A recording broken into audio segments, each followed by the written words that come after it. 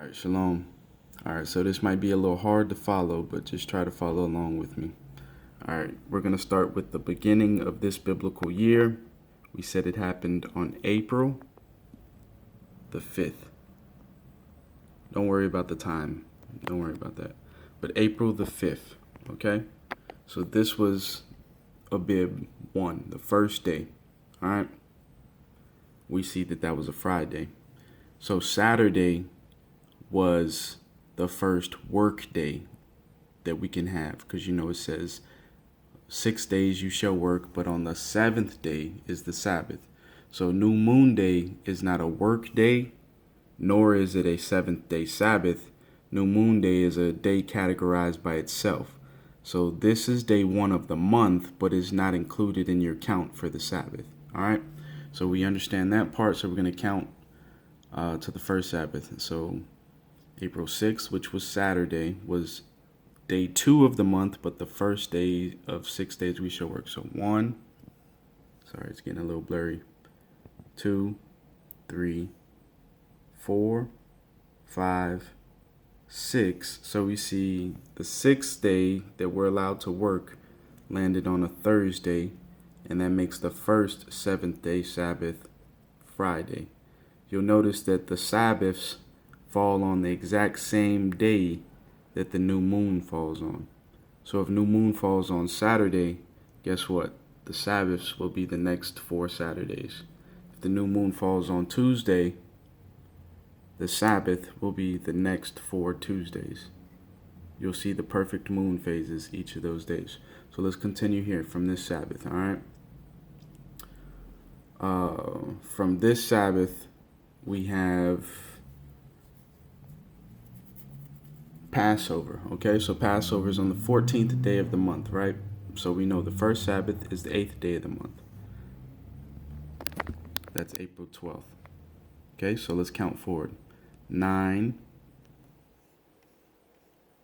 10, 11, 12, 13, 14.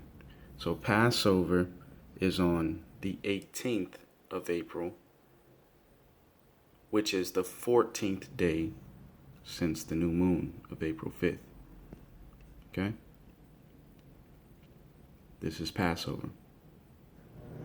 This is also the last day of work. This is also the last day of work for that work period. So this is the 6th day of the week. The following day, which is the 15th, is the 7th day Sabbath. All right, so this would be the first day of unleavened bread, but it is also the last day of the previous week, which makes it this Sabbath day. This would be the 16th day, or the day after the Sabbath, when Christ rose. This would be the first day of the following week. And this would also be the same day that the wave sheaf offering is presented. This is the first day of first fruits. Okay? Now, let's go to the scripture. According to the scripture, in Leviticus 23, we're going to start at verse 15. It says, "You shall count 7 full weeks from the day after the Sabbath," which is the day that we just pointed out right here. Hold on. So if this was Passover, was the 18th. This was so that's the 14th day of the month. This is the 15th day of the month. This is the second Sabbath, or the full moon Sabbath, right? This is the first day after the Sabbath. See, the 20th. This is the first day where the wave sheaf offering is presented. Back to Leviticus 23. "You shall count 50 days, and after the 7th Sabbath, you shall present a grain offering of new grain to the Lord." So what I want to point out is that you see it says 7 full weeks. Let's point this out right here real quick. Leviticus 23, and I'm going to show you in the Strong's Concordance why it's important to get the Hebrew definition of certain words, because without it, you won't understand the Hebrew thought. We said 15, right? Okay. This is 15. Leviticus 23, verse 15. It says, "And ye shall count unto you from the morrow after the Sabbath, from the day that ye brought the shaved wheat offering." Is this Leviticus 23? What is this? Yeah, this is Leviticus 23. 15. Okay. "And ye shall count unto you from the morrow after the Sabbath, from the day that ye brought the sheaf of wave offering, 7 Sabbaths shall be complete." So it's letting us know that it's not literally 49 days consecutively, but it is 7 consecutive Sabbaths.